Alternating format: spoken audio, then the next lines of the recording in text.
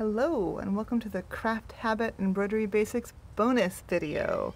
I'm going to show you how to make a woven wheel flower. This one is not in our embroidery booklet, but it looks like this, and it's really fun and a lot easier than it looks. So here we go. So the woven wheel flower is a circle with a bunch of spokes in it, an odd number of spokes. When I do a larger flower, I make 7. This one's got 7 spokes. A smaller flower, I'll do 5. It's up to you. I think this flower I traced a quarter for the circle, put 7 spokes inside. If you were good at freehanding things, you don't have to actually draw your circle, but I like to do it, otherwise my flowers get all wonky. So I'm going to stitch my spokes starting at the outside of the ring and ending them all in the middle here. That's how I like to do it. And it does not really matter too much what floss you use to make your spokes, because it's all going to be covered up in the end. So if you don't use the same color that you're going to use for stitching later, that's fine. But I'm starting with yellow because I'm going to make the center of my flower yellow, and then I'm going to switch colors part way through. The nice thing about woven wheels, you can switch colors all you want.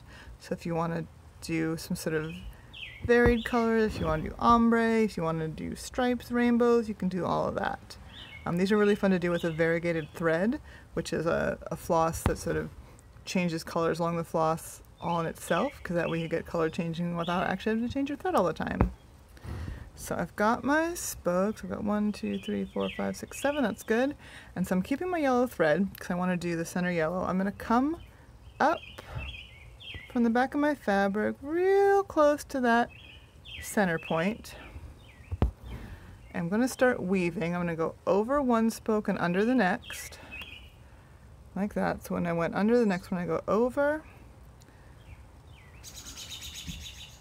under, over this one, under that one, and I'm not going through the fabric at all. I'm just going over and under the spokes, around and around. If you pull tightly and get your threads close together, then your flower is going to build up some height and volume like that. If you don't pull tight, if you let it lie flat, it'll stay flatter and a little bit looser, and it won't be as puffy. So it's up to you which aesthetic you like. I kind of like a big puffy flower jumping off the fabric, so I pull pretty tight. So I'm just going to keep weaving over, under, over, under. And try not to catch my needle between any of those strands of floss.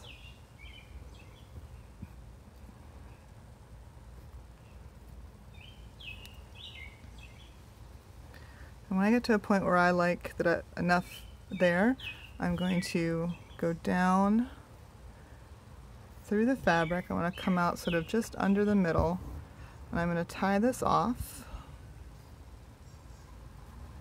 Just going to go under some of those stitches that are there.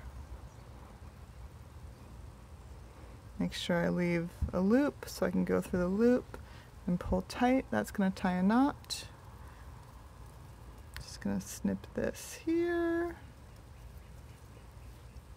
And then I've got some blue thread ready. So I'm going to come up close to where I stopped with the other one.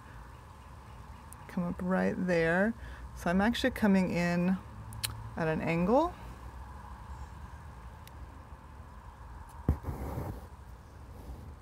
And I'm just going to keep weaving. So under,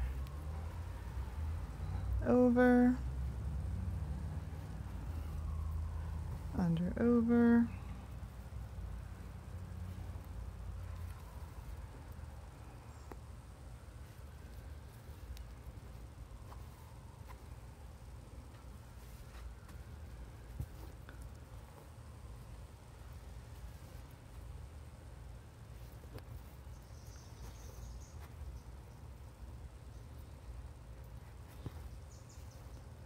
and so on. And though right now you can see some of those yellow spokes poking through, as you keep stitching, it will begin to cover up the visible threads of those spokes.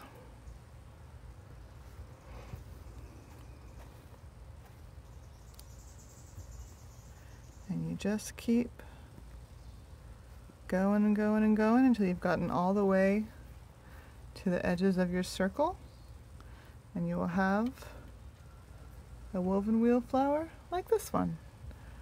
Hope you enjoy.